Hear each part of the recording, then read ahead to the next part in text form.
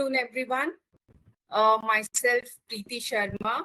I'm working as consultant ESG advisory with Greenifit, and I'm the host for today's webinar. And on behalf of Greenifit, I warmly welcome you to today's webinar. Thrilled to have you all here and appreciate you taking the time to join us for this insightful session. Let me first introduce our company, Spoctech Green Ventures Private Limited. We operate under the brand name called Greenifit. So Greenifit is a climate advisory firm specializing in providing comprehensive environmental consultancy services to help businesses and industries achieve their sustainability goals. Now, I would like to introduce today's speaker, Mr. Vikash Sharda, the founder and director of Greenifit. Mr. Sharda is a passionate advocate for sustainability and has rich experience in advisory roles and project finance. Under his leadership, Greenifit has emerged as a leading solution provider for organizations seeking to adopt and integrate sustainable practices. Greenifit focuses on simplifying ESG implementations through technology-driven tools, helping businesses track, measure, report, and enhance their ESG impact. So we are truly fortunate to have someone with such deep insights and practical experience in ESG to guide us through this topic today. So welcome, Mr. Sharda. And to give you an overview of the webinar structure, Mr. Sharda will start coverage of topics today, followed by dedicated question and answer session where he will address your questions. So feel free to share your queries at any time during the webinar using the question and answer section available at your screen, and we will get to them at the end of subject to time availability. So now, without any further delay, let's dive into the session. Mr. Sharda, the floor is yours. Thank you.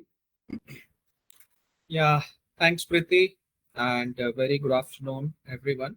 I hope my presentation you all can see. Right, Preeti, you can see the presentation? Yes, your presentation is good. Yeah, okay. So, so I would like to welcome you all once again. And I can see that a lot of, the participants have joined today. And I can also see that you all have joined, I mean, because of definitely your interest in this ESG as a subject. And definitely the entire world is talking about ESG. And because of that, it has become the buzzword today. So as Preeti mentioned, I mean, we will have definitely the decoding of the ESG, okay, where each element of ESG, whether it is environment, social and governance, we will decode each of that particular element, okay. And post that, we will have Q&A section as Preeti mentioned. But before I jump into this session, let me also just take 1 minute to tell something more about our, the company. So we are actually a startup registered with DIPP, Government of India, and we are also an MSME enterprise. And our focus is largely on the advisory as well as the other climate solutions related activity. Okay, we are the seed funded and we are also incubated in AICT Hub. Okay, so and as far as through our services, we also make the positive impact when we look at, say, the sustainable development goals.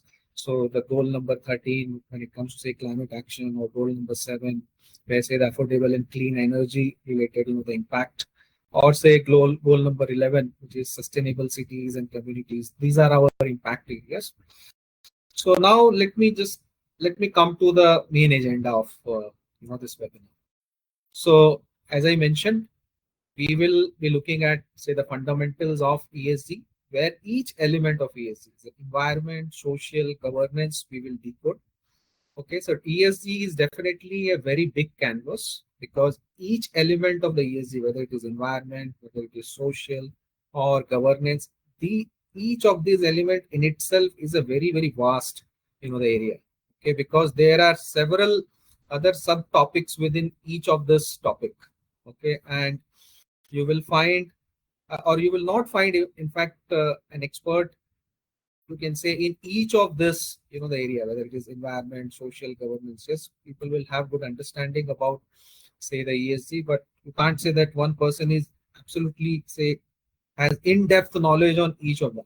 Okay, so you will find some experts say having huge experience in environment, some experts having huge experience in social elements, someone will have huge experience in the governance part. Okay, so but since ESG, we have to understand each of these three elements, so we will talk. Then we will move to the recent development and trends. There are a lot of new development and trends which are emerging. Something is happening on the policy side, something is happening on the standardization of, say, the ESG disclosure, something is happening on the company side, organization side, how they are taking ESG within their functions, within their operations. We will talk about. And at the end, we will have Q&A. So we will have total, say, 1 hour time. So I'll like to finish, say, the first two part within, say, 45 minutes, and we'll see probably we'll have 15 minutes time for the Q&A session.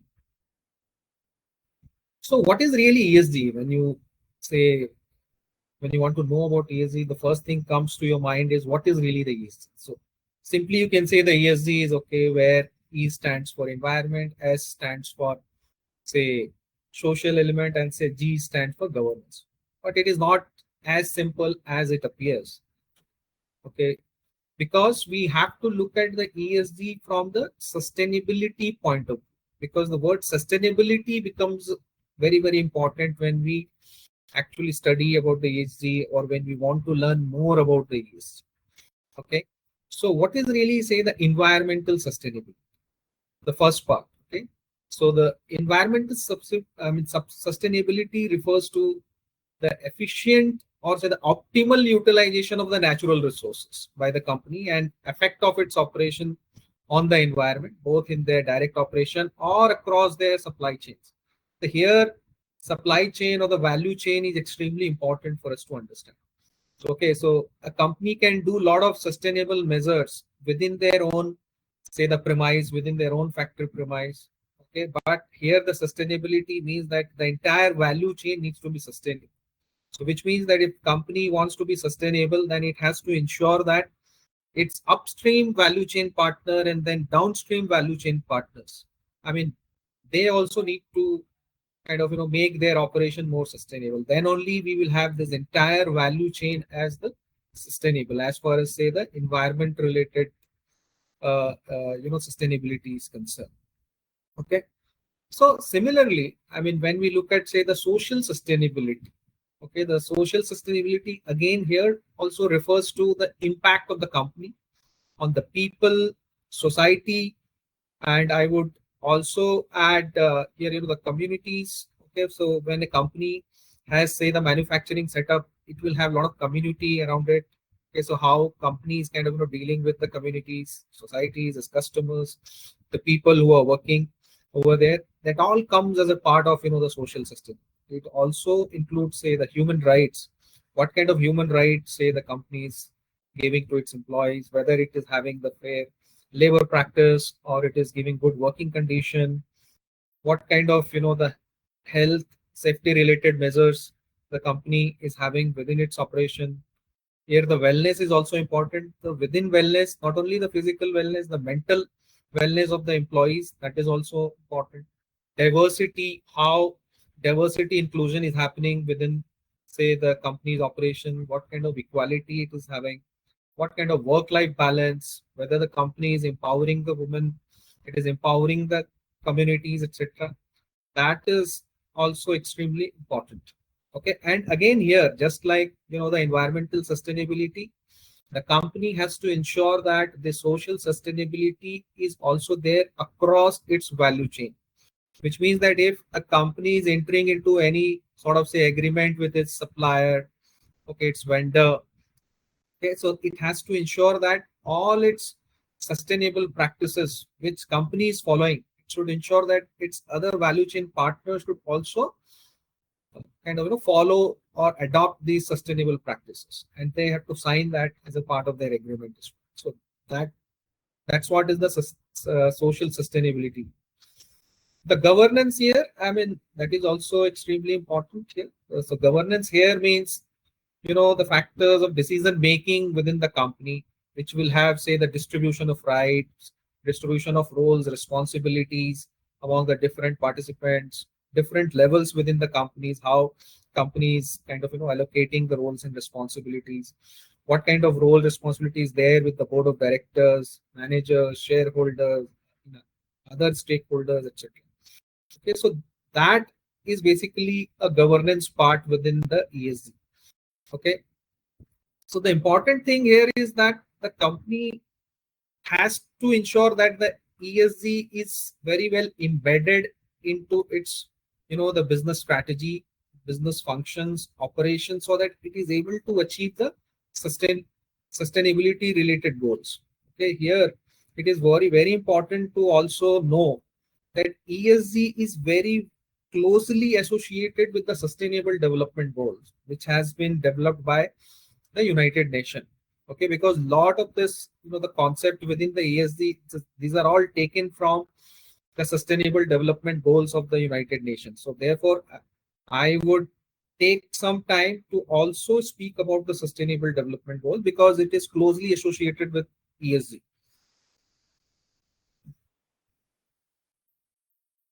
Yeah. So let us look at the history of SDG, which is Sustainable Development Goal. So way back in year 2000, actually the 8 millennial development goals were identified and developed by the United Nations. Okay. Then it took almost 12 years, okay, for the United Nations to again start the process for the formulation of the new set of, say, the Sustainable Development Goals. And then in 2030, 30 members team were set up to generate a proposal on the Sustainable Development Goals. And then finally in 2015, this Sustainable Development Goal actually replaced this MDG, which is Millennium Development Goal. And this Sustainable Development Goal has the 17, the goals within that. So you can see on the right hand side, there are, say, the 17 Sustainable Development Goals. The first goal is about the poverty. There should not be any poverty. So the no poverty. Second is about the zero hunger. Third is about the good health. Fourth is about the quality education. Fifth is about the gender equality. Sixth is about the clean water. Seventh is about the clean energy. Eighth is about decent work environment. Ninth is about the industry. 10th is, again related to the inequality. Inequality should be reduced. Then on cities and then responsible consumption. I think the 13 here is extremely important because today, when you hear this word called, the climate change, okay, so this all falls under this Sustainable Development Goals 13, which is climate action. Okay, and because of climate change, today when we talk about the ESG, most of the discussion happens actually on the climate side of it. Okay, the all other, the SDGs, I mean, we are not talking so much as we are talking, the climate related action. So 14th is about, the below water, because the water coverage in our earth is almost like 71%. 15th is about life on the land. And then peace is goal number 16, and then partnership is 17. So these are the Sustainable Development Goal, and the ESG is, I would say, very, very closely associated with these Sustainable Development Goals. I will talk about that in the next slide. Now, how this, say, the ESG as a term, or when it was actually coined. While, we are seeing that this ESG is the terminology, or ESG is the term, we are using it for the last, say, 4, 5 years, 6 years, and we are increasingly seeing the usage of that in the last 4, 5 years.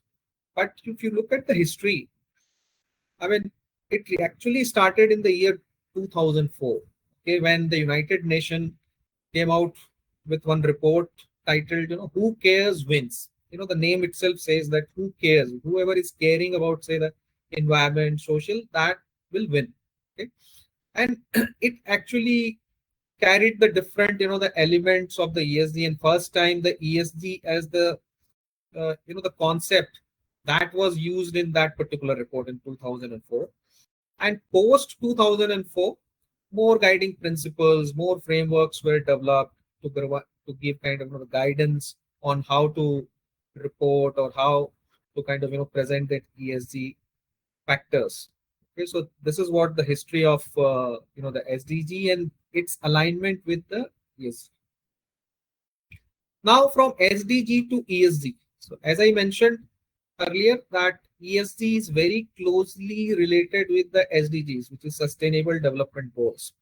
So when we look at the two elements of the ESG, which is environment and social, what I've done here in this slide is that I have tried to capture those, say, the sustainable development goal which are related to the environment aspect of the ESG, and then those, say, the sustainable development goals which are, say, related to the social aspect of the ESG. So out of 17 sustainable development goals, 15 goals are directly related to environment and social sustainability. So under environment, you can see the goal number 7, 14, 6, 9, 15, 12, 13. So these are the goals, sustainable development goals, which are very closely associated with the environment aspect. Okay. And when we look at, say, the goal number 1, 2, 3, 4, okay, say the 5, 8, 10, 11. So these are the sustainable development goals which are related to the social aspect.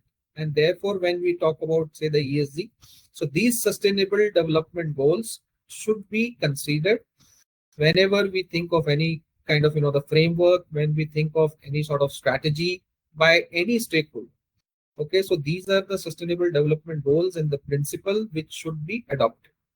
So even when we look at, say, the ESG reporting framework in the world today, there are a number of frameworks which are available, whether it is GRI, TCFD, or say even the IFRS has come up with certain standards.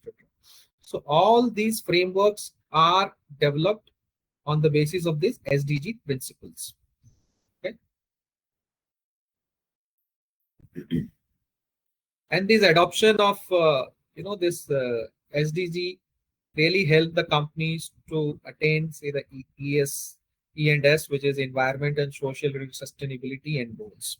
So they have to ensure that they properly embed these principles and practices within their business operations and functions.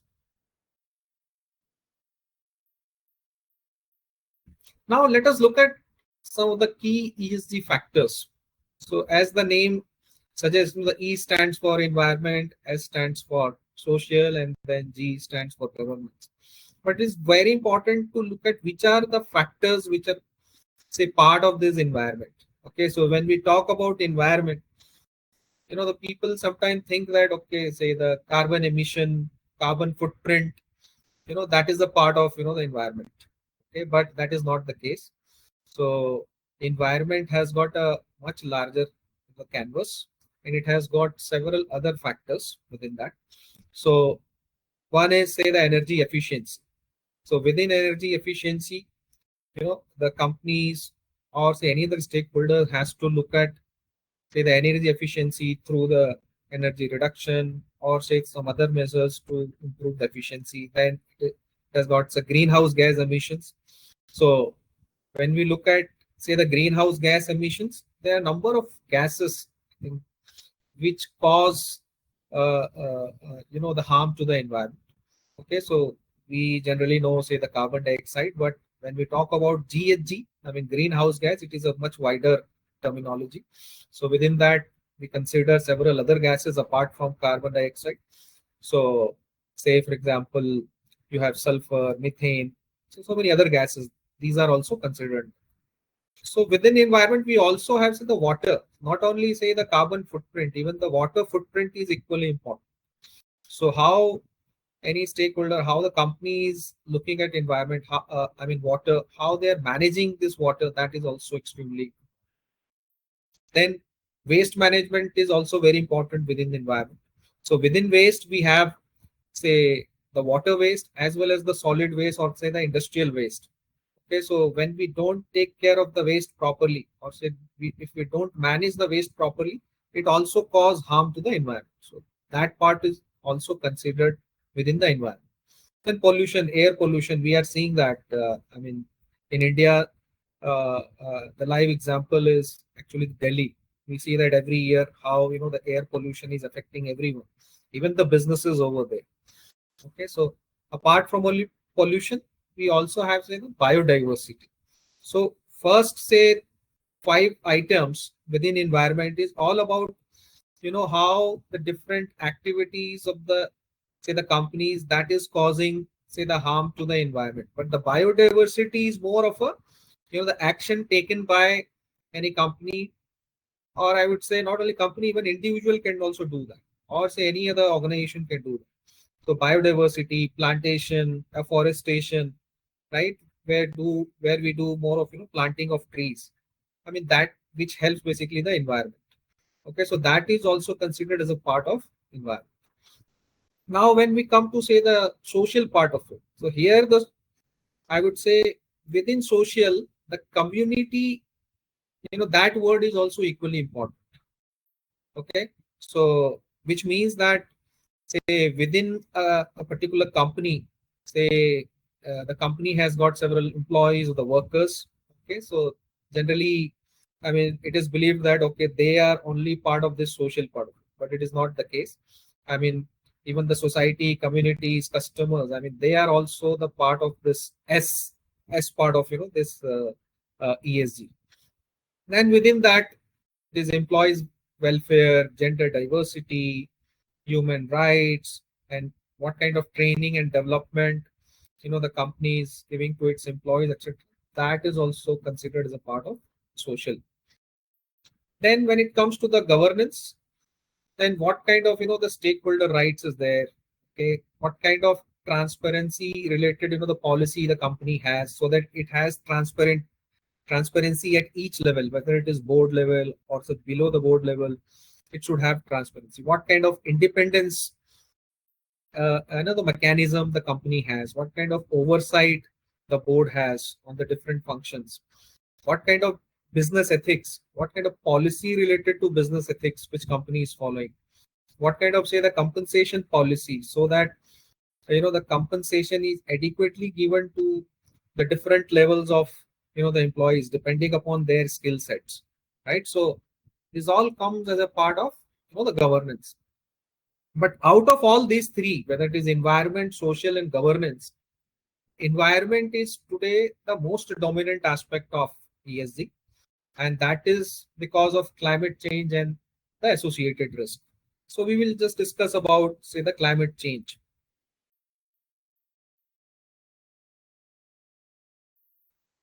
So look at this particular chart. Okay, you can see this chart by NASA.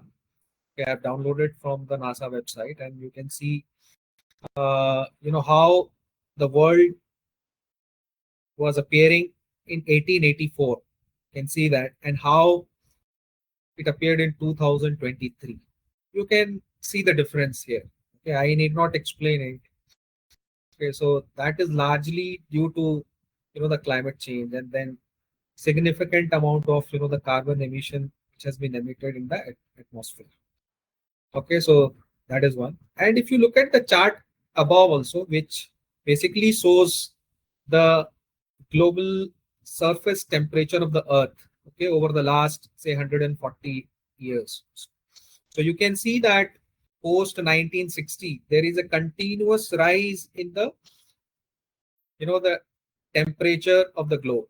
Okay, and we know that the United Nations has kept the target of keeping this global temperature below 1.5. Okay, and we are very close to this 1.5, and even some part of last year we had in fact breached that 1.5.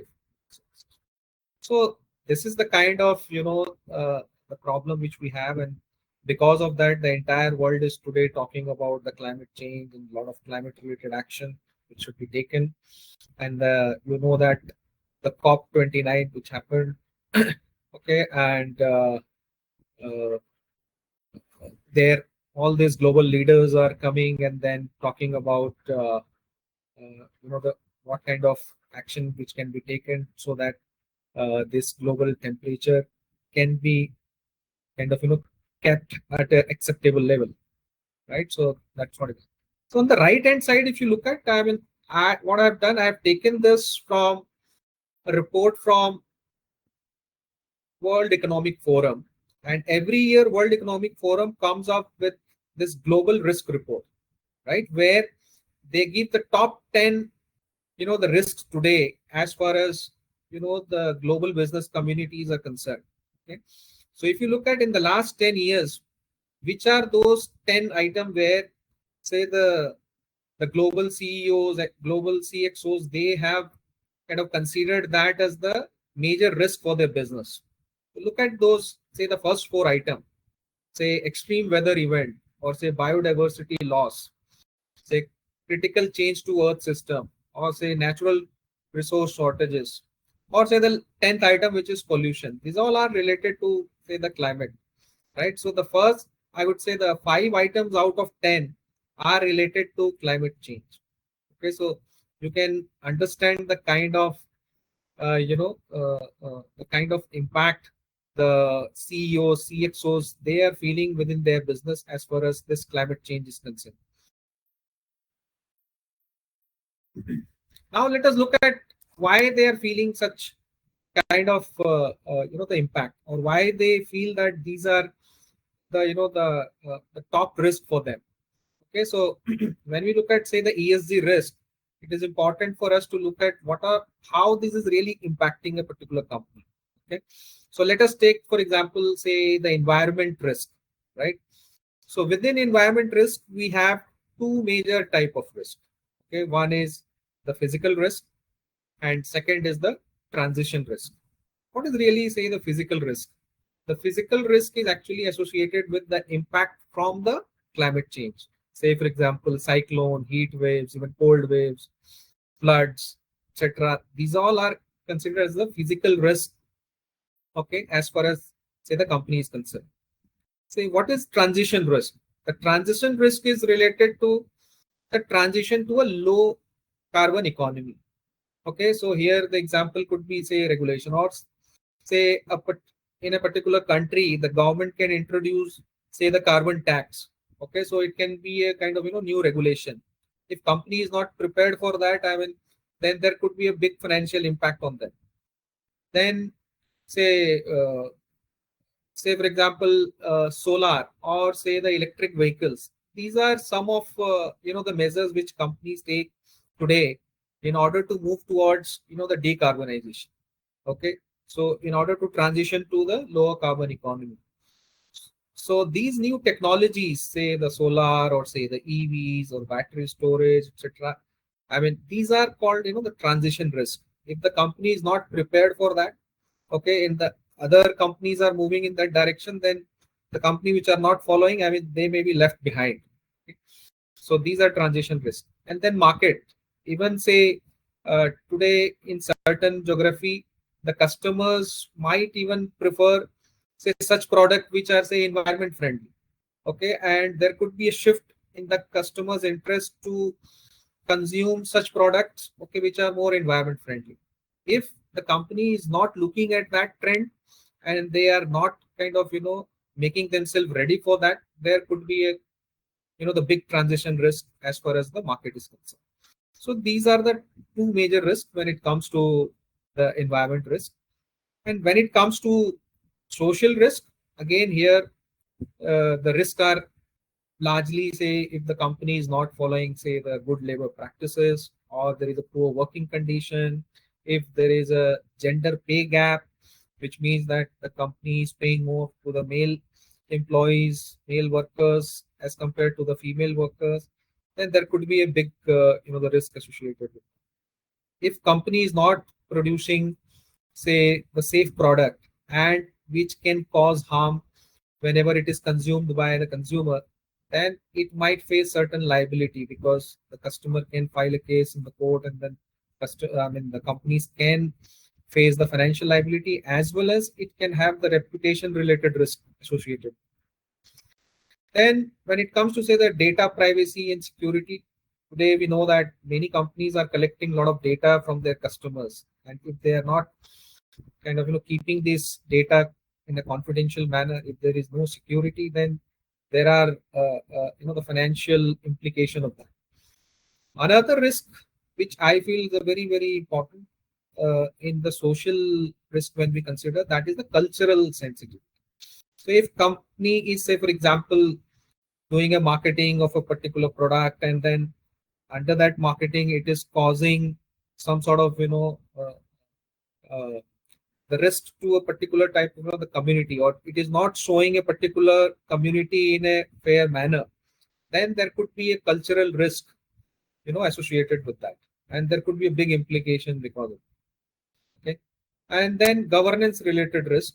Okay, so there it is, say if company is not having the right governance structure, it has a poor governance structure, which means that uh, it has not defined the roles and responsibilities at a different level. Okay, so within say the board, the different directors, if they are not assigned their role properly, that is called the poor governance structure. If there is a conflict of interest, say within the board there are some members which are into the conflict business, okay, then there could be a big conflict of interest. If there is no transparency, okay, then there is a big problem there in the governance. So these all kind of these all elements, they cause big governance risk as far as the G part is concerned. Okay, so in total, I mean, I would say in environment you have physical risk, transition risk, okay, which cause the financial implications, okay, on the company. Then social risk, if a company is not following the good labor practices, it will have its own implications. And governance risk, we have also seen that the companies which do not follow the good governance practices, I mean, they face the severe penalty sometime from the regulators. Okay, and then I mean, it is not able to create that kind of the trust with its customers, with its the value chain partners. So these are the, I would say, the ESG risk for a particular company. Now, why this sustainable practice? I started saying that, say, ESG, it is environment, social, and governance. I mean, it's a very simple, the words, but it has to be looked at from the sustainability perspective. Okay, so the company need to grow sustainability, and then they have to commit to the climate.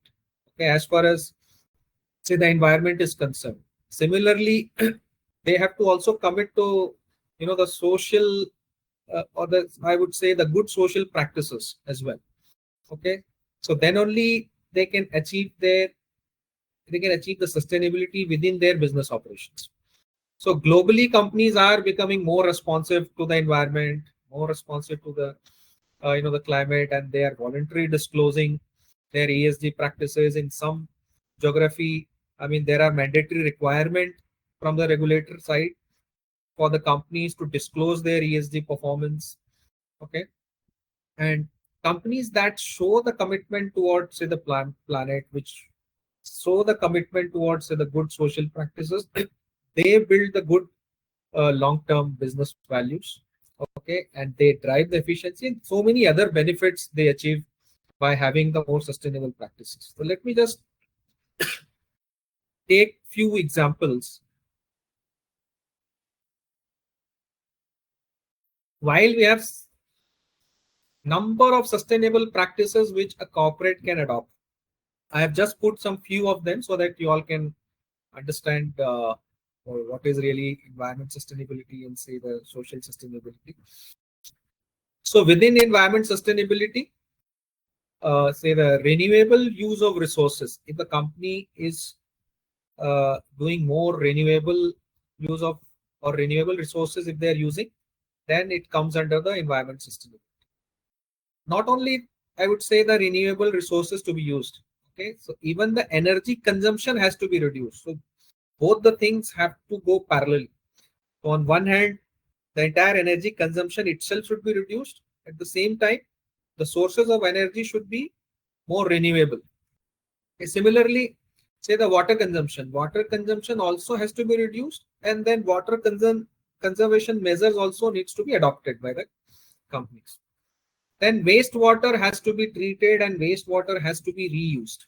So when there is a water consumption, say within the factory or say within the company's premise, then what happens is that after the water is used, then that particular used water, then the company can install the sewage treatment plant or say another other mechanism where they can treat this water, and then treated water can be reused.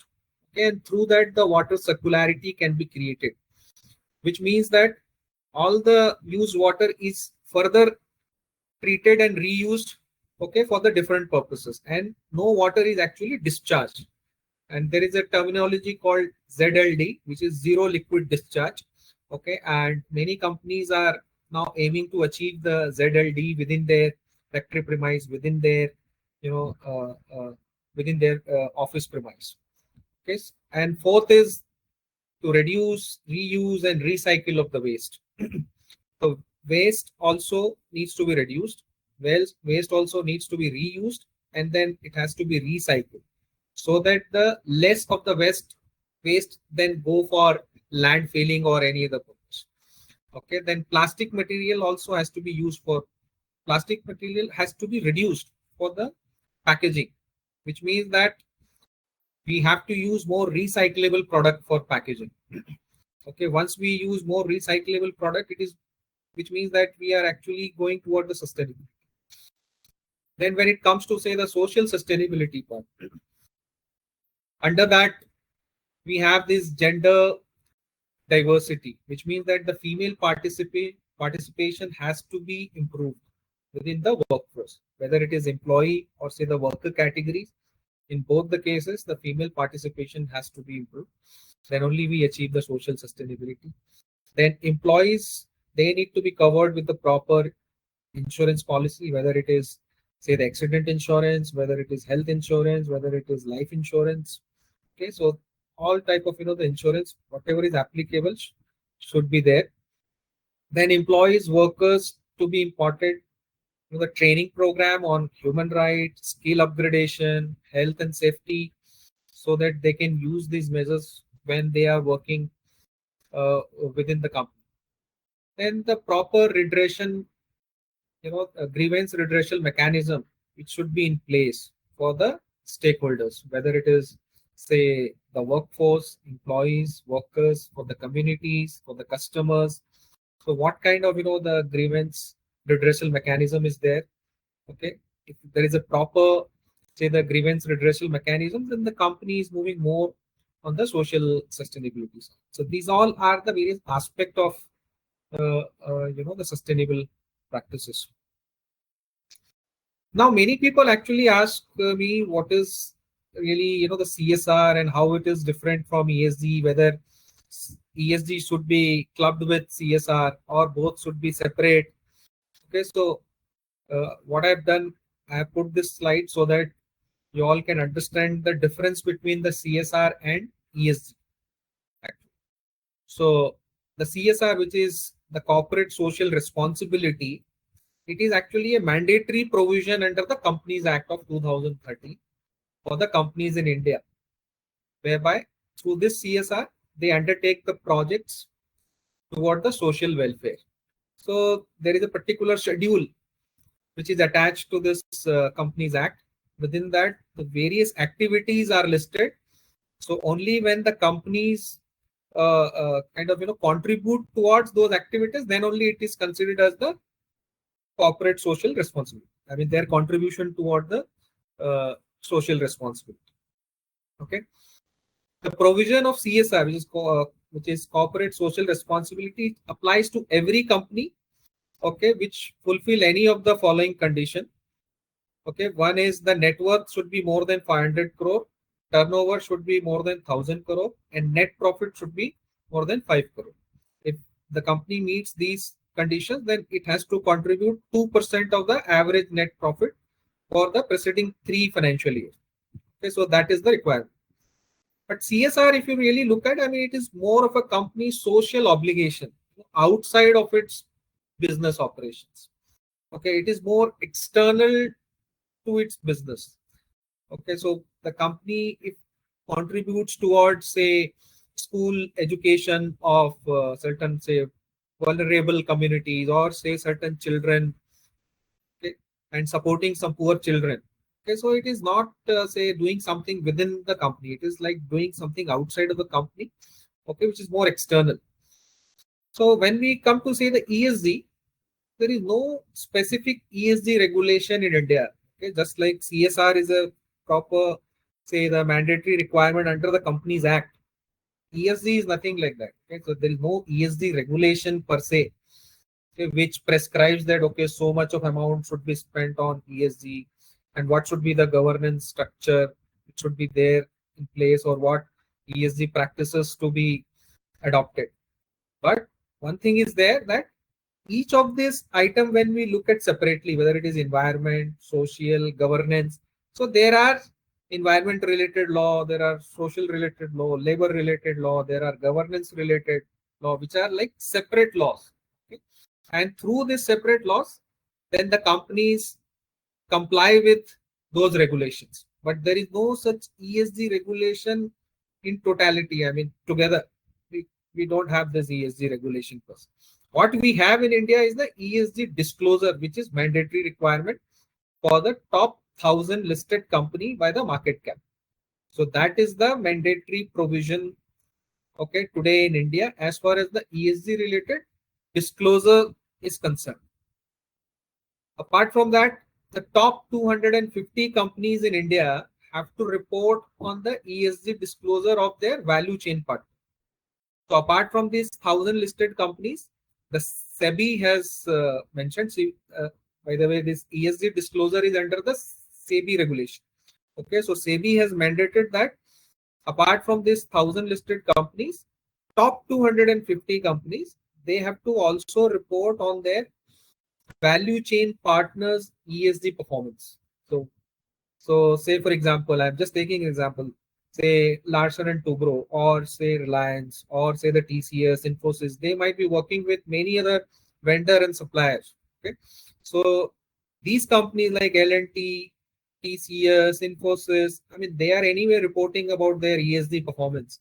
But as per this regulation, if these companies are working with their other vendor partner, their suppliers, they have to ensure that these suppliers, these value chain partners, they also disclose about their ESG performance, and that also is covered when these companies they report about their ESG performance, right? So not only their own performance, their value chain partner performance should also be covered when they disclose about their ESG. Right? So say in CSR, as I mentioned, CSR is more of a say the social obligation which is outside, but ESG is more like something which is internal to the company. Okay, it is more of a the sustainable related the measures which is say the sustainable good practices which the company should adopt to manage and mitigate their ESG related risk, and then also tap the opportunities associated. Okay, so these are the difference between the CSR and ESG. While we find that today in many companies they have say the CSR committee, which is also now the mandatory provision as per the Companies Act. Okay, but the same CSR committee has been given responsibility to also look at say the ESG related performance of the company. So the CSR committee is doing both. I mean CSR related work as well as the ESG related the practices as well. But I am sure that in future we will have the CSR separate committee, and then ESG committee also will be separate, so that there is a dedicated focus on each of these, because these two, in my opinion, are two different things and should not be clubbed together. Now, what is the advantage? I mean, now after hearing this, say the various risks associated with that, okay, what are the say the sustainable practices which say the company should bring in? Definitely, there are certain the advantages which the company achieve by integrating ESG into their business operations. So some of them are like it will help say the companies meet the existing and upcoming regulations. So companies will be able to meet not only the existing regulation as far as the E part of it, say the environment or say any social related regulation or governance related regulation, any regulation which is likely to come in the future. Or say for example in India we don't have say the carbon related tax, right? Say for example tomorrow if it comes here, okay, so how companies need to be prepared for that, right? So if they have the good ESG practices within their own operations, then they will be able to meet any such regulations in the future.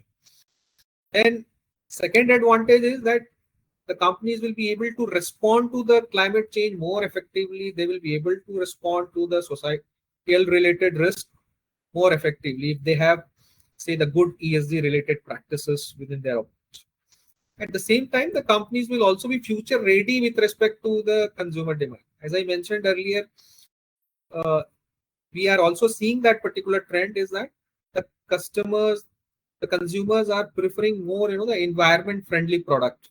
Okay, so the companies have to then look at that particular trend, and they have to ensure that they are future ready. I mean, if they are into a particular product, they have to ensure that they are also doing some sort of R&D in such product where they can come up with such good environment friendly product to capture that particular demand in the future. Okay, then become more attractive to the ESG investors. Today we see that there are a number of, see, climate fund, the green fund, or say the environment fund, green bonds. I mean, there are a number of, the funds which are available, and their mandate is actually to invest in such companies which are performing well when it comes to the ESG related parameters. Okay, so we are seeing that the many companies are going for ESG related rating, so that that particular rating shows that how they are doing in terms of their ESG performance, right? So, and then these funds, whether it is green fund, climate fund, responsible fund, etc., they actually invest in such companies. So if companies already having the good ESG performance, then they become more attractive to these kind of, the investors. And it also help company to unlock the competitive value. I mean, if the company is ahead of its customer, ahead of its competitors, okay, when it comes to, say, bringing, say, the more environment friendly product, or having more ESG, I mean, better ESG practices, etc. So that helps company to unlock the competitive value. Then it will also build the trust among the stakeholders, such as investors and customers. So these are the various, the advantages. So let us look at also the history of ESG regulation. So how this ESG regulation actually came in India. Okay, so as I said earlier, in India, there is no such specific regulation per se in ESG. It is mainly a ESG disclosure related, the regulation. So this history is more about, the disclosure related regulation. So actually it started in 2009 when Ministry of Corporate Affairs issued the National Voluntary Guideline. That particular guideline had the several principles and the guidelines associated with the environment, social and governance, which the companies can actually adopt, okay, and show that, they are more responsible actually, right? So that's what it is. Then in 2012, the SEBI mandated the top 100 listed companies, okay, to file the BRR. So BRR is the business responsibility reporting. Okay, so that particular report, the SEBI said that top 100 listed company they should do it. Then CSR, which is corporate social responsibility, that was mandated in 2014. After that, the New Companies Act 2013 that was enacted. Then in 2015, the BRR, which was earlier applicable only to the 100 listed company, then SEBI extended that to the 500 listed companies. Okay, and then in 2017, SEBI also advised that there is an integrated reporting. Okay, so which many companies they do. So they advise that the integrated reporting may be adopted by the companies. Okay, for the financial year 17-18, and that they say it can be on the voluntary basis. So this integrated reporting actually started from 2017, and integrated reporting also has the element of this business responsibility related reporting. Okay, then in 2019, the MCA released this NGRBC, which is basically a national guidance or national guidelines on the responsible business conduct. Okay, so how, the company should be conducting their business which is more responsible. Okay, so they came up with various principles, but many principles are related to environment, some are related to the social, and then some are related to the governance part. Okay, Then in 2019, BRR was extended to the top 1,000 listed companies. Okay, so that was the case. But finally, in 2021, the SEBI introduced the new concept called BRSR, which is Business Responsibility and Sustainability Reporting. Okay, that was introduced in May 2021. This BRSR is nothing but a reporting format, reporting framework under which the companies disclose their ESG performance. So their environment related performance, their social related performance, their governance related performance, all these three type of performance are captured in the form of BRSR, which is business responsibility and sustainability reporting. So currently it is applicable to the top 1,000 listed companies. Okay. And as I mentioned earlier, so apart from top 1,000 listed companies, the 250 top 250 companies, they have to now disclose the ESG performance of their value chain partner as well. So which means that other MSME players or other small or medium enterprises or medium mid-scale companies which are working with these large companies, okay, so they also come under the ambit of now this ESG disclosure. Now, what are the key features of this ESG reporting? Okay, so first thing is that the ESG reporting is a non-financial reporting. So we see that the companies, I mean, they publish their annual reports, which has say the P&L statement, which will have the balance sheet and other various other financial reporting, right? But unlike that, ESG is a non-financial reporting, which means that it doesn't have any financial performance related data of the company. It only has the non-financial related data. So the company, when the company say includes the data about their energy consumption, or say they show their performance with respect to the water consumption, water withdrawal, or say how much waste they have managed. These all are not the financial numbers. Okay, so it's not a financial performance. These all are like the sustainability related performance. Okay. And it also contains the quantitative as well as the qualitative data. So ESG report, when we look at a particular company, so I would suggest that you should definitely go and download this BRSR reports of the some of the companies. And if you have already seen, then you might be knowing that it has the quantitative as well as the qualitative related data.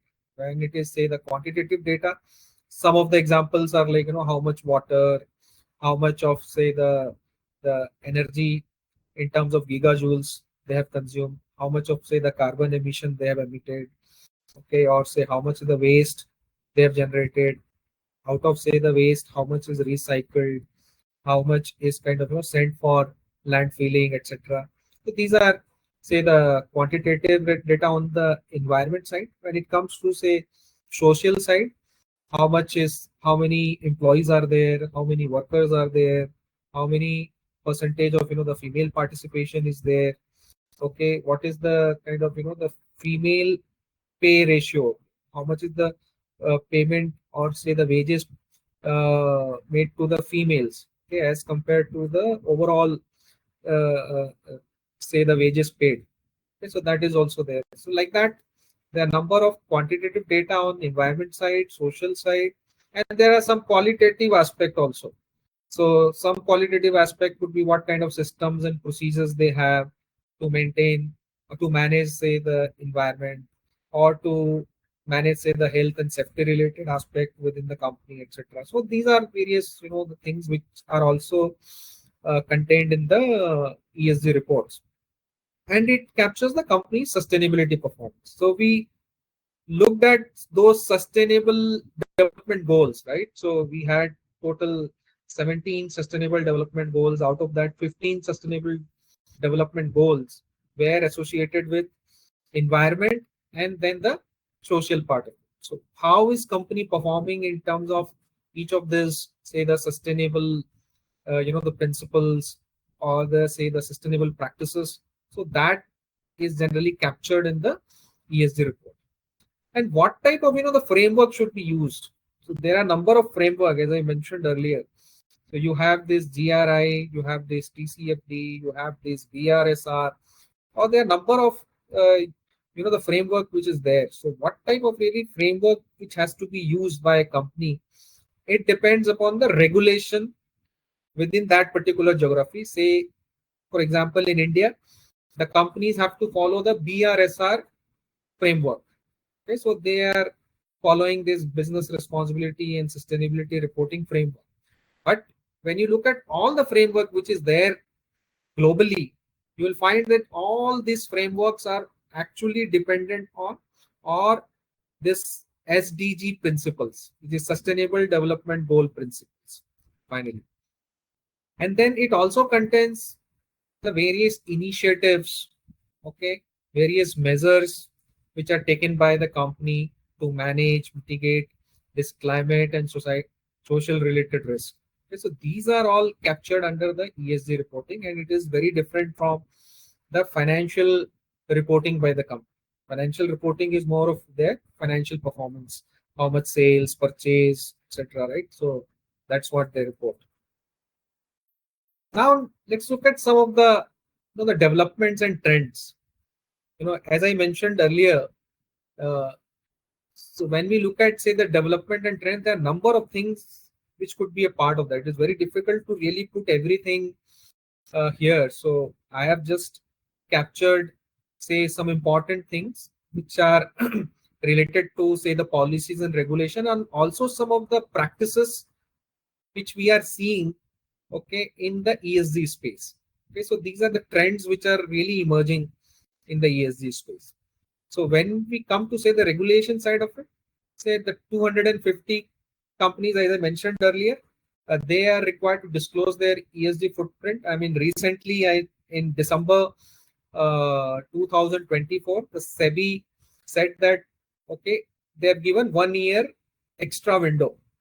So earlier it was to be made applicable from 2024-25, but they said that now the companies can disclose the ESG footprint of their value chain partner from the 2025-26. So that is the recent change which has happened.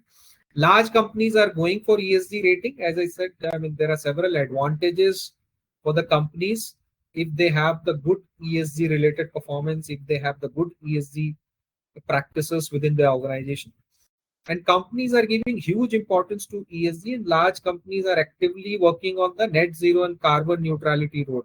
So you will find that this particular company has mentioned that they will become net zero by 2040. Another company will say we will become net zero by 2035.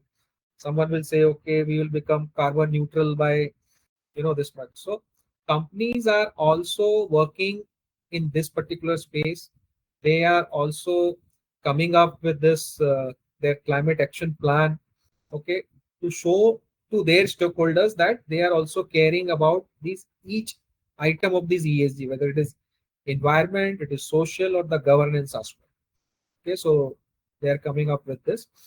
Then there is a growing push for the standardization of the ESG disclosure of the reporting framework. So as I mentioned earlier, there are a number of framework, which is GRI, BRSR, or say TCFD, and then some more, the S1, S2 by IFRS, etc. So there are a number of the disclosure framework, and then now there is a growing push that all this should finally kind of converge, and there should be some sort of standardization should happen. And another interesting thing which is happening is that large companies here are conducting the ESG rating, okay, of their value chain partner, of their vendor suppliers. They have certain framework which they are using, and through that framework they are actually assessing the ESG performance of their vendors and suppliers. Okay, and accordingly they are giving the ESG scores. Okay, and they are only selecting such suppliers or vendors who are able to cross a certain threshold. Okay, then only they want to work with such vendor and supplier. And also what we are seeing is that the companies are also giving the better payment terms to such vendors or suppliers who are attaining the higher, the ESG related scores. Okay. And some MSMEs are like, proactively working to assess their ESG performance. Okay. That also we are seeing. So this is something which is really happening here in India. Okay. I have spoken to many companies, the large companies, and they have told us this kind of, the mechanism they are bringing in, and they are assessing the ESG scores, they are assessing the ESG performance of their suppliers, and accordingly taking a call whether to work with that particular supplier or not. If a particular supplier is not performing in terms of the ESG, then the large companies are not ready to work with such the supplier. It will be something like, say if a particular company doesn't have, say, the GST certificate, GST number. Okay, so most of the large companies, they don't like to work with such suppliers or the vendors who do not have, say, the GST number. I mean, that's what is going to happen in the future. So the large companies will not work with such, the vendors, suppliers who are not performing well in terms of ESG parameters. So that's what is also happening. So globally, what are the, the trends or say the development which we are seeing? Okay, so this International Financial Reporting Standard, they had come up with this S1 and S2 standard. There are two standards they came up with. That was the sustainability related standard. Okay, so which was S1 and S2. That basically requires the company to disclose the financial impact of the sustainability related risk and opportunities, okay, which could reasonably be expected to affect the entity's prospect. So if the company is facing any sustainability related risk, and that can cause the kind of, the effect, or that can kind of adversely affect the financial performance of the company in the future, then the company has to disclose that particular thing. Okay. Then there is CDP, which is Climate Disclosure Project. There is an enhanced climate risk assessment and scenario analysis related tools, which has been made enabled and which has been made available, which enables the company to better navigate the transition to low carbon economy. So you'll find that many companies in India also, they have disclosed about their environment related performance under this CDP framework. And CDP also gives the ranking to the companies, okay, based on their disclosures about the climate related performance. So SBTI, which is scientific science based target initiative, that is again something where any company which is looking for net zero target, okay, they are using that particular tools. Okay, they are taking the guidance.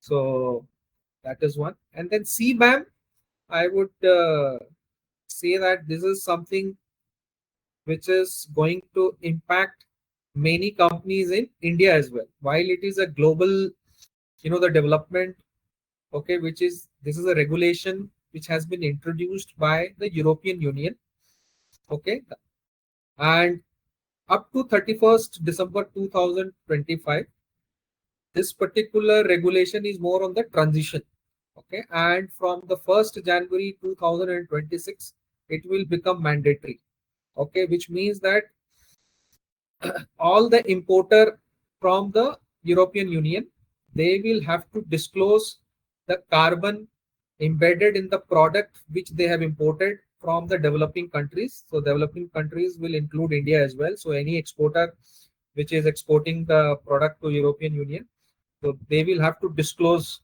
the carbon emission in their product, okay, because the EU is going to charge carbon tariff based on the carbon embedded in the product, okay, which is exported from these developing countries. So these are the various development. While there are number of other development which are happening, whether it is in the regulation side, reporting side, standardization side, it is not kind of easy to capture each and every thing here. So I think we can move to Q&A. now.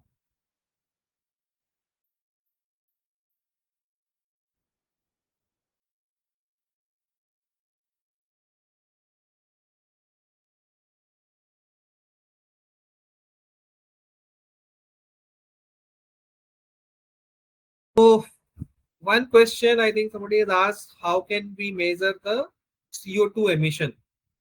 Okay, so for measuring this CO2 emission, I would suggest that you should look at this GHG protocol. There is a particular website called GHG protocol. If you go there and download the documents, standards which are there for the CO2 emission measurement, you will find that it is given in a detailed manner. So if there is any particular source of energy, you can find that particular source of energy there in the GHG protocol. What is the conversion factor you have to apply? You can use those conversion factor and accordingly measure this CO2 emission. There are a number of CO2 emission tools which are available now. So you can make use of those CO2 tools. Some tools are available even by the United Nations. So you can do that. Somebody is asking, I think it is not only female, but transgender inclusion as well may not be specified directly. So if you look at, say, the reporting requirement, I would just take the example of, say, the BRSR report, which is the reporting requirement here in India. Okay, so that is that basically shows the male and female. But I have seen many companies who have voluntarily mentioned male, female, and others. So, which means that transgenders are also included there. So, even if it is not required or not specifically mentioned in the particular, say, the framework, but still companies can disclose that. Then, what are the KPIs? It is KPI is nothing but the key performance indicators, actually. Okay, so some companies say when they prepare their climate action plan, they sometimes establish their key performance indicators.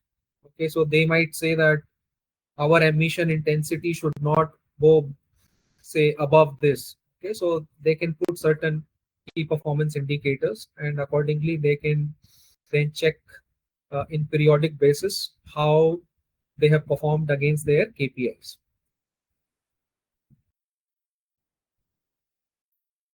Somebody has asked something on the carbon credit and how it can be calculated. So, it's a carbon credit is a very vast subject.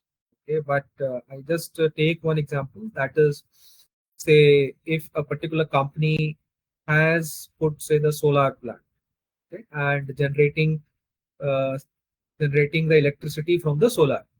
Okay, so definitely the company has avoided the use of fossil fuel.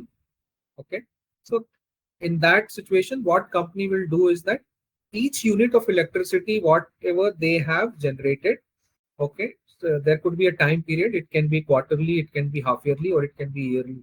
Okay, so if you want to look at a particular period, say the quarterly period, you can see that how much of the electricity has been generated from, say, the solar. Okay, and how much is the carbon which has been avoided. Okay, so one, say, in India there is a concept which is used as the IREC certificate. Okay, so renewable energy certificate. Okay, so this is also you can say equivalent to the carbon credit. So each ton of carbon emission which has been, say, removed, okay, that is considered as the one credit.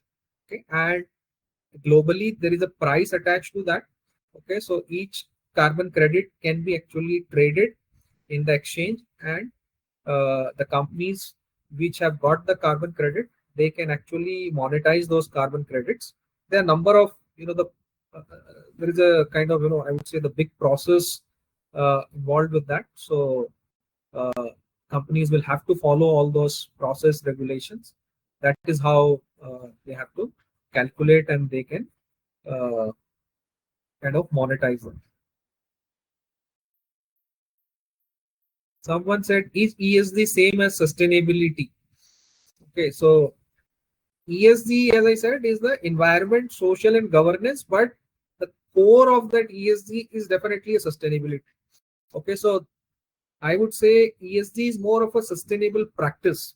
Okay, so sustainable practice in environment, social, and governance. That's what, in my opinion, is the ESG. One said, who can audit the BRSR report? Any legal regulation if compliance is not done or greenwashing is. So currently in India, as per SEBI, so the BRSR, there is no audit which is required. But only the assurance. Okay, reasonable assurance only which is required. Okay, so these reasonable assurance can be done by any uh, person who has got the right kind of experience to do that assurance. Okay, so that's what the SEBI has currently mentioned. Then someone has mentioned who can do the social and environment impact assessment. There are specific, the expert, there are specific firms which provide the services in the space of social and environment impact assessment. So it is very important to first know that when you have to do this social and environment impact assessment, if a company has to undertake any project, okay, and that particular project is likely to cause any environment related impact or social related impact, or because of that particular project any displacement of the communities are required, people are required, then the company has to necessarily do this social and environment impact assessment.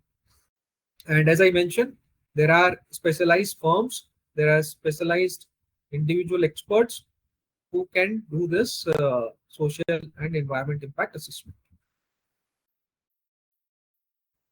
What qualification would be helpful for a career?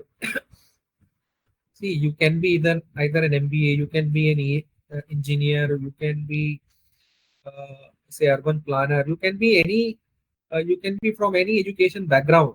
The thing is that if you have to build your career in ESG, you have to definitely gain a lot of knowledge in the ESG, and whatever is your education qualification, if you feel that that education qualification, according to your education qualification, you want to focus on one aspect of the ESG, say for example you are say the environmental engineer, okay, then my suggestion would be look at say the environment part of the ESG, okay, focus on the environment. There are number of the opportunities available only on the environment side of it, whether it is to become say the energy auditor or to work with the companies, help them in say the energy efficiency related measures, etc. So there are a number of I would say the career options which are available.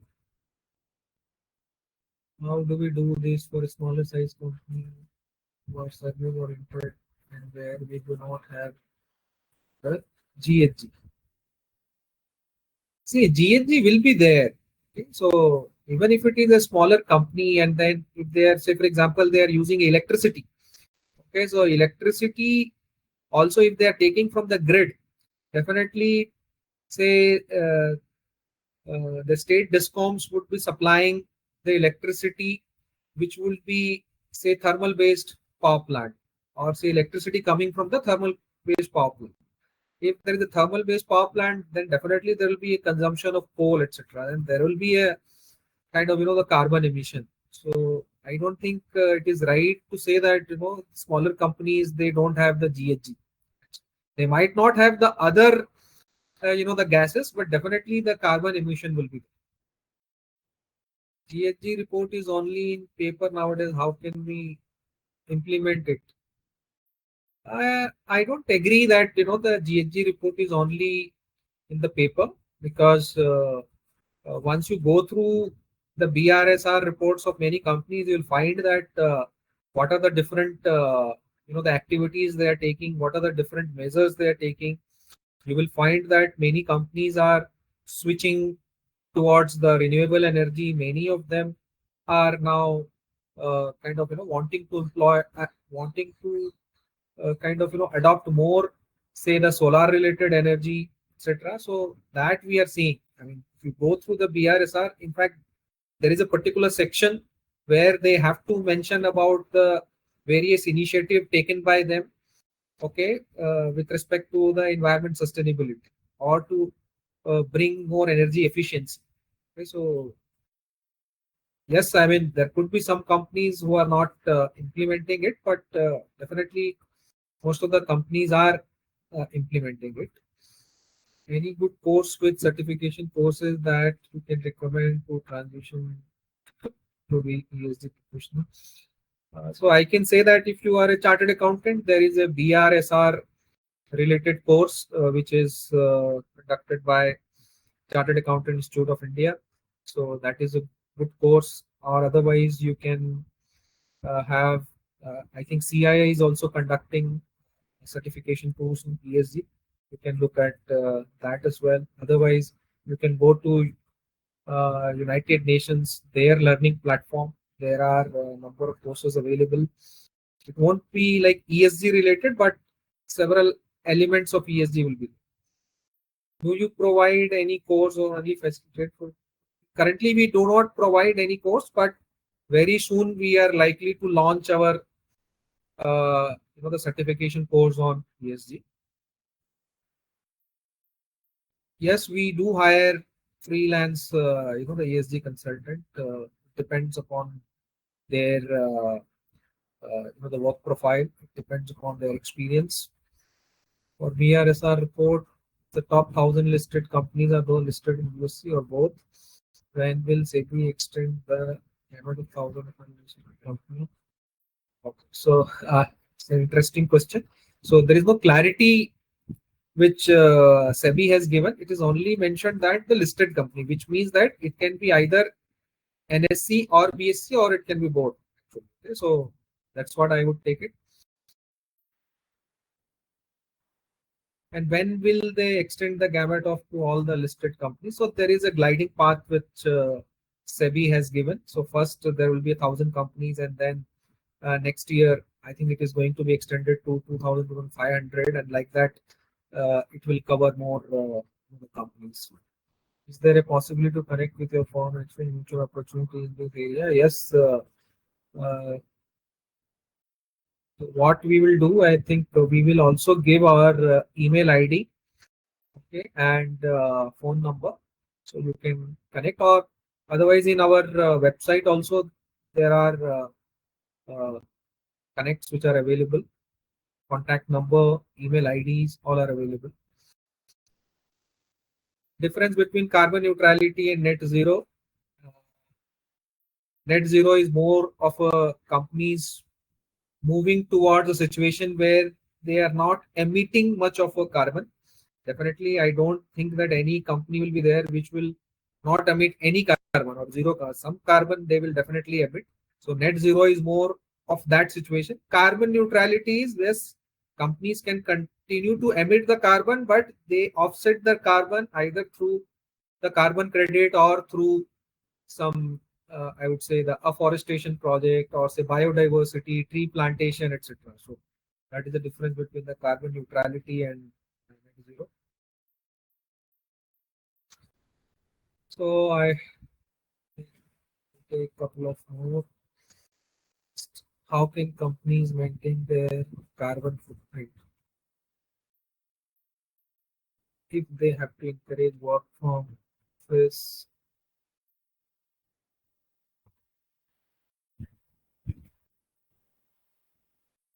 I think you're probably saying if they have to encourage work from, say, work from home or something. If the employees are working from office, it is very simple. I mean, whatever the energy which is getting consumed, whether it is electricity or something, they will have to see how much it is consumed, and based on that, they have to find out the carbon footprint. If the employees are working from home, then there has to be a separate mechanism which has to be followed. How much time the system was kind of plugged with the electricity connection, which what type of system is there, laptop or say other type of the computers, what is the energy consumption, and based on that there are number of the mechanism which is available, okay, through which this carbon footprint can be assessed, whether we are working from office or we are working from home, both the things. I am already working in waste management and climate action. What are the opportunities to be an ESG certified, to be a consultant for MSME? So as I mentioned, I mean, there are some organizations which are already running this ESG courses. Okay, so you can probably go and register yourself and then appear for those courses and get the certificate. And I feel you need not have, say, even if you don't have the certificate, you can still work with the companies in the ESG space if you have worked in specific areas of the ESG. Okay, so if you think that you need to kind of further improve your skills, further improve your capabilities by learning more, these kind of courses are there. You can kind of join and get the certificates, and that will definitely help. So I think with that, I think we are into this session.